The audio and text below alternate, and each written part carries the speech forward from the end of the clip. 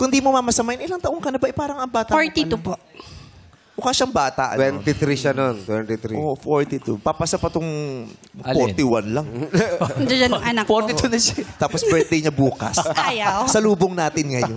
Oo, 19 years. So, kung di mo rin mamasamain, anong nangyari dun sa asawa mo? Nawala ba siya?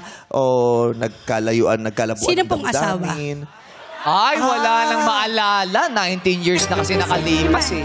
Yung katuwang mo nung nagpatay kayo ng ilaw. Wala po. Wala. Ay, immaculate conception ito. Ha? Oo, nagising na lang, lumaki yung tiyan mo. Akala mo madadaan mo sa utot, pero may taong lumabas. 5 po kasi sila. Okay. 5 din panganay. Oh, si Michelle. Ano ulit apelido mo? Revan Cos po. Palitan mo ng di nagtanda. Michelle di nagtanda. You know? 5 ang panganay. 5 panganay. So, 5 beses siyang naging solo parent. Yes. Ang taray. Anong namimiss mo sa pagiging solo parent at inuulit-ulit natin? Ay, hindi ko pa na-try ito. Ulitin nga natin ito. Ganun.